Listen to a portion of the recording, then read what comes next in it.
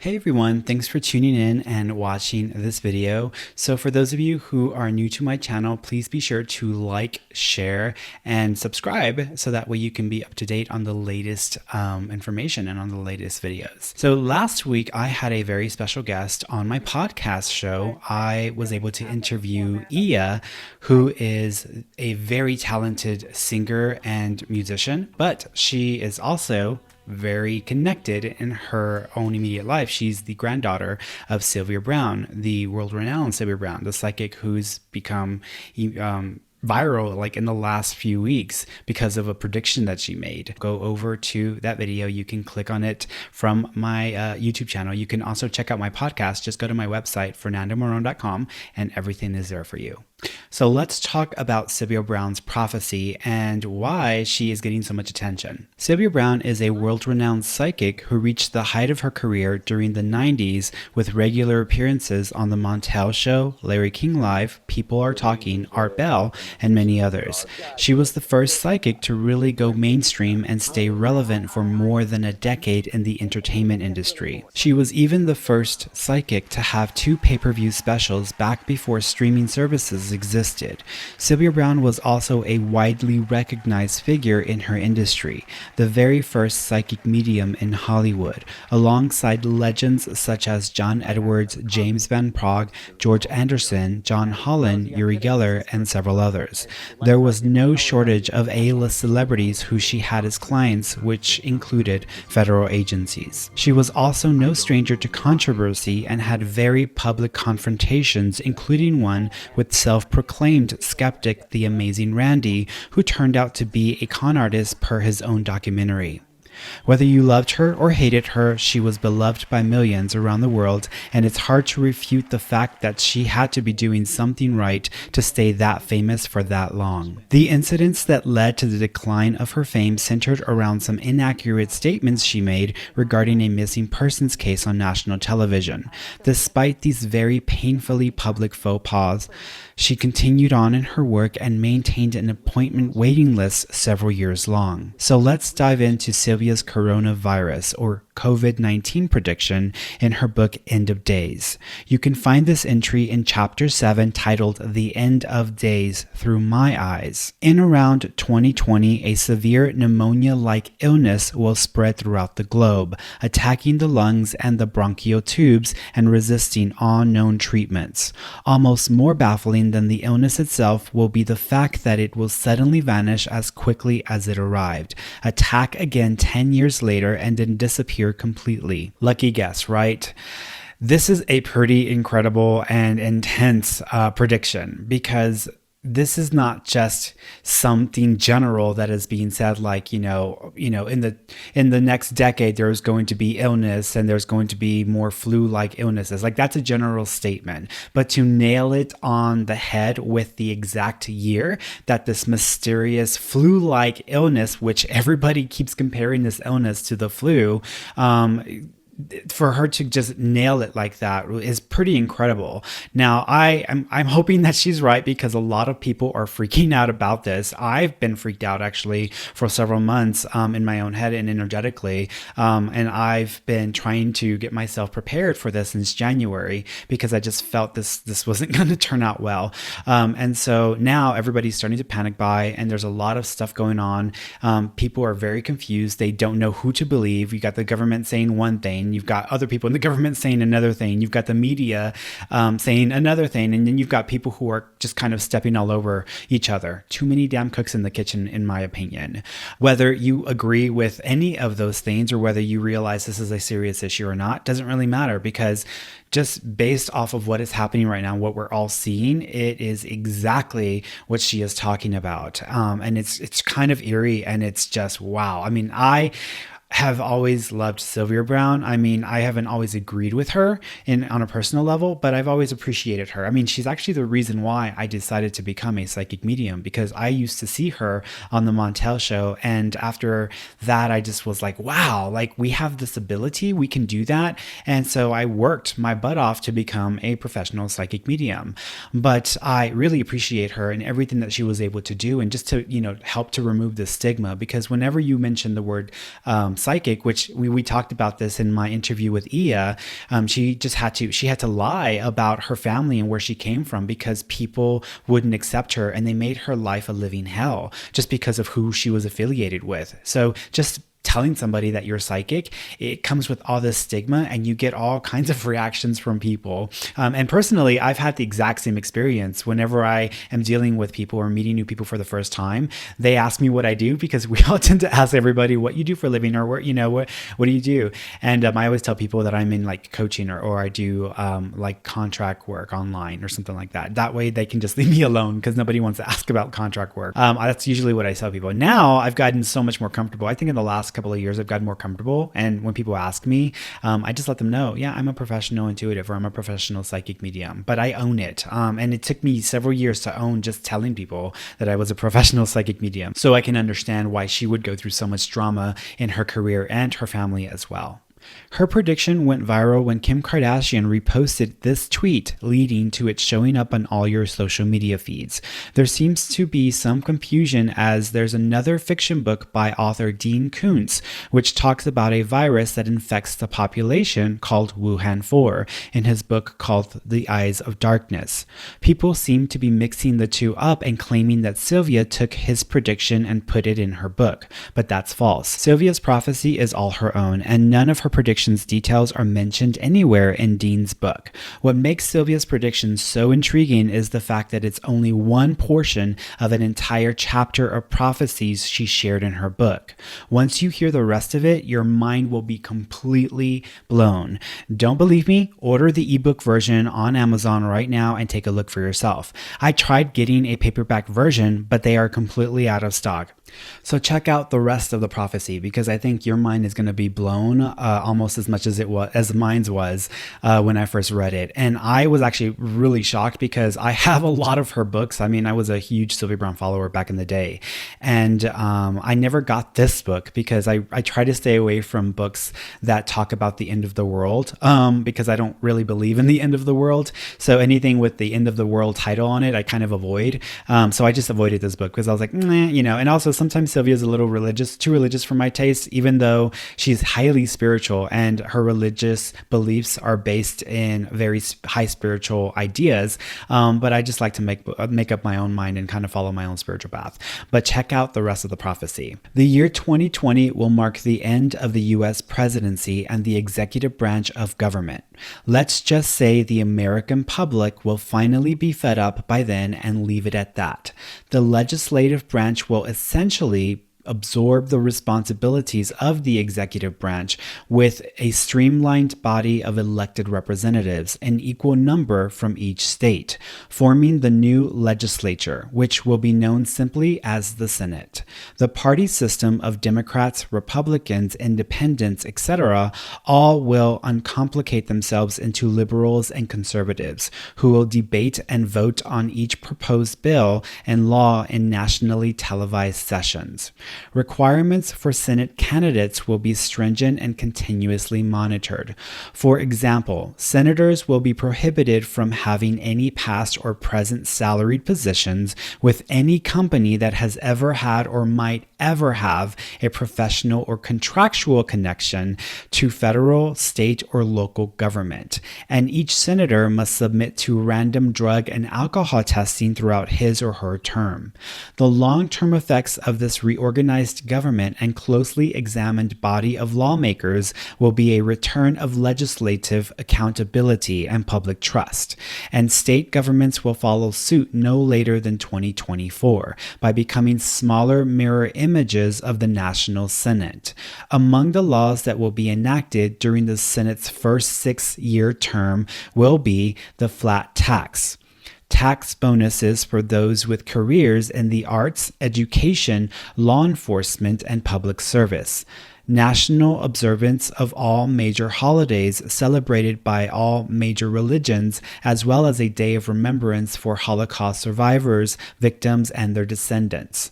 Neutering of all male and female pedophiles proved guilty by irrefutable evidence as a mandated part of their prison sentence. A public health system.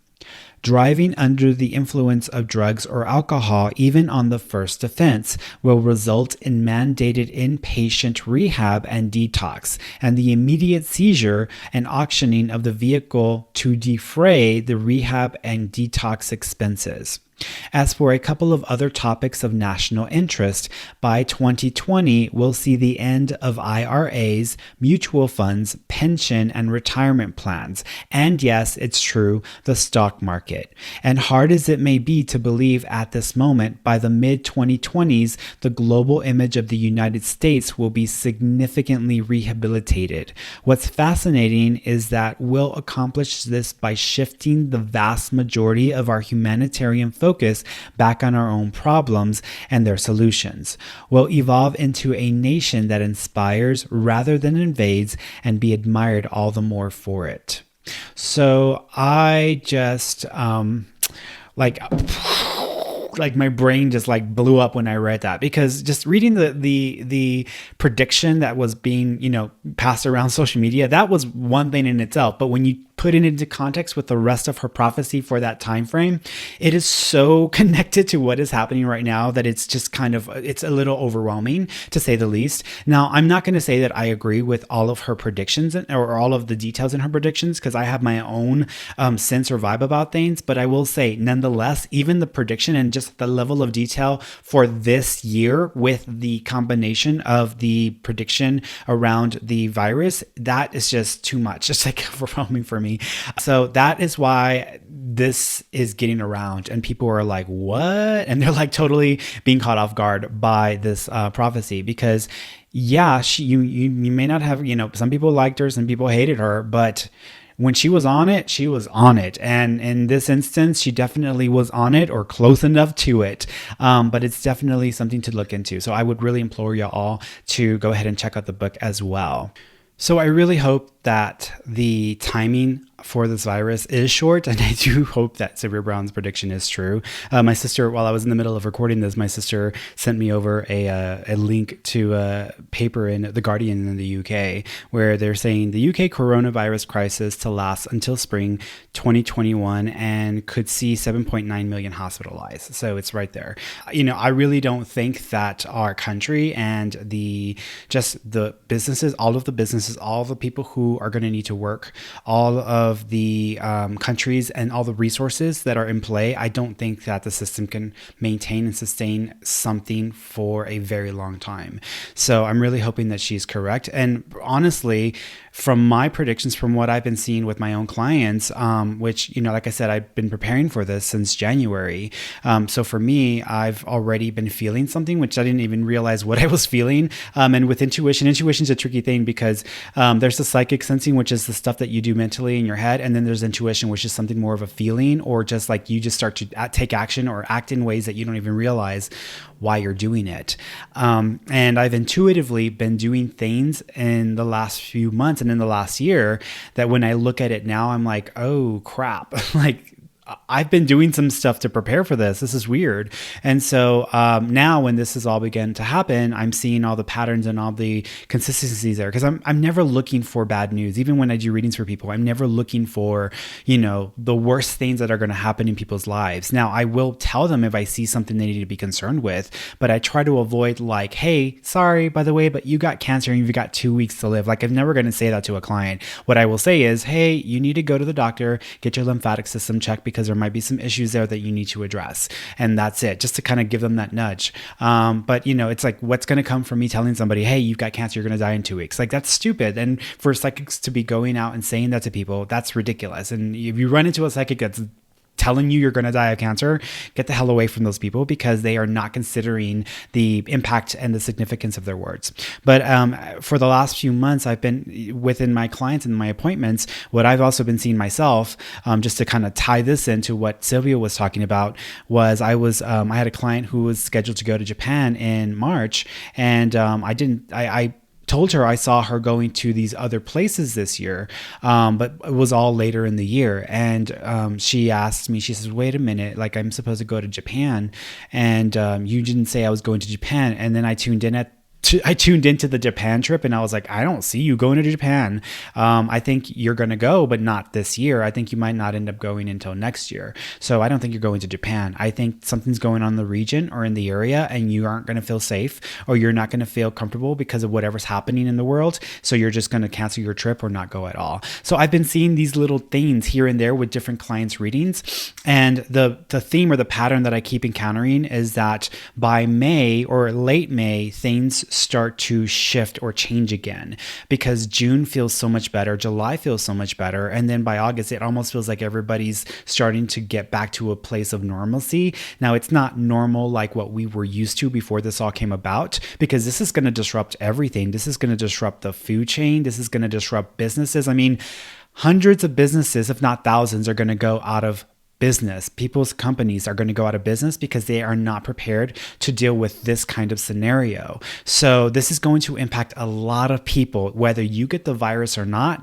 A lot is going to come from this, and you are in some way or another going to be impacted. I was telling my sister that I felt that the tech world was going to be severely impacted because they weren't going to be able to manufacture some of the most complex components and technologies that they had been used to producing through the manufacturers around the world, China included. And so I said, we're going to see a lot of stripped down versions of technology in the next 2 or 3 years until the tech companies get back on track with their timelines and with what they were going to be rolling out in the next year or two, because they usually do their planning like a year or two in advance. So a lot of different components and things are going to change here. But I kept seeing, and I'm still to this point seeing, that there's kind of a clearing or something seems to be changing around June. So late May going into June, it feels like people are starting to go out again. People are starting to travel. I'm not seeing that before then. I'm seeing that after that. So for me, that indicates, okay, I'm hoping that she's right. And I'm hoping this is only going to go up to maybe May, and then we'll start to see a drop off.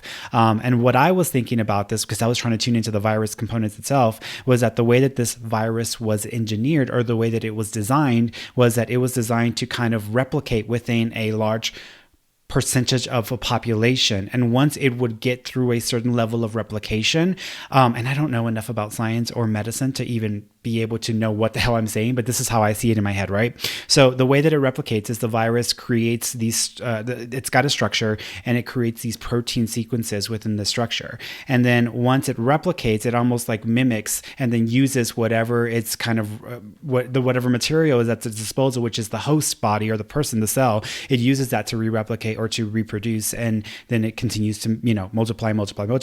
But the way I felt is that this virus was designed to replicate, and notice the keywords that I used, designed to replicate to a certain point where once it hit enough of a population, it was going to just simply completely, like, the structure of the virus would collapse on itself, because there was like this weird thing where once it gets to a certain point of replication, it's almost like that protein structure or something about the protein structures of the virus seems to not to stay consistent, or it can't keep itself intact. And then it just kind of starts to fall apart, or the structure breaks down, and then it just can't keep going. So I feel like at some point we're going to notice a drop off. Now, this is my personal opinion. This is not based on fact. I'm not a scientist. I'm not a medical expert. I'm not someone working from China. So this is just a personal opinion. Based off of what I'm sensing psychically, okay? Whatever decisions you make in your life, I don't want you to plan for, okay, well, he says that we're only going to be in this for 2 months, so I'm only going to be like prepared for 2 months. No, like, I don't care what I say. You need to just do the planning and prepare yourself to make sure that you have what you need, whether it's medicine, supplies, whatever. It's already happening around the world. People are like, everybody should stay calm. People are freaking out. I'm like, do you not know what kind of world we live in? People don't follow instructions. People are going to be doing this. They're going to be doing that. You say, don't do this, they're going to do the exact thing that you say not to do. And you're already seeing it all over the place. And you've got people not taking this seriously. And you've got people acting like this is the apocalypse and this is the end of the world. So you really just need to be centered and use your fear. Use whatever you've got inside of you that is freaking you out or that is making you panic. Yes, it's great, that you feel that, because it's an emotion, and we've been given these emotions by our higher self, by the universe, by source, to help us in situations like this. This is that fight or flight mechanism kicking into gear. So when you feel fear, that doesn't mean you go running into the streets and acting like a damn fool. Take actions that are based in logic. Take some good practical steps towards whatever it is you need to do to help that fear settle down. And that's exactly what I did. I had that fear build up within me. One day last week, I woke up in like an absolute panic, which is weird because I'm like the most low, chill, key, calm person there is. I mean, I used to run a Starbucks manager. I was a Starbucks manager and ran a store for many years. So, I don't really panic that easily, but I was feeling it. And I was like, what the hell's going on? And then I just used it to tell people and to try to get into arguments with my family, trying to get them to prepare days before there was panic in the city, and then Houston started to go crazy and they ran out of food in the shelves and stuff like that. So there's still shipments coming in, there's still supplies coming in, but this has all got to get coordinated with the people who are in charge and the people who are in the cities who are having to help figure all of this out, because this is going to be a coordinator's nightmare. So a lot of logistical issues around this. Sure. And there are some things that Sylvia said in the past that did not happen, but this one, she nailed it. I mean, she got this one down. So again, take care of yourselves, and you want to make sure that you do what you need to do. For more information on Sylvia Browne's body of work, you can head over to her website, where her also psychically talented son, Chris Dufresne, keeps the legacy of her work alive. Be sure to subscribe to my channel, podcast, and check out my website, fernandomoran.com, for my upcoming video titled The Trouble with Psychics, Prophesizing the Future. Also, check out my free psychic development course on YouTube for those of you serious about developing and maximizing your own psychic potential. Till next time, kiddos, and I hope you have yourselves a namaste. They're getting very concerned that they're making panic amongst people. People are building funny houses with automatic potties in them and stuff. Will you please be reasonable? Do you know what a capitalistic world we have? Do you think for 1 minute the bank's going to let any money go through their fingers because of a stupid computer? When you can't even get your money out when you want it? Are you kidding? No. And how stupid are we that we don't know with a computer? It's 1, it's 2. Turn it.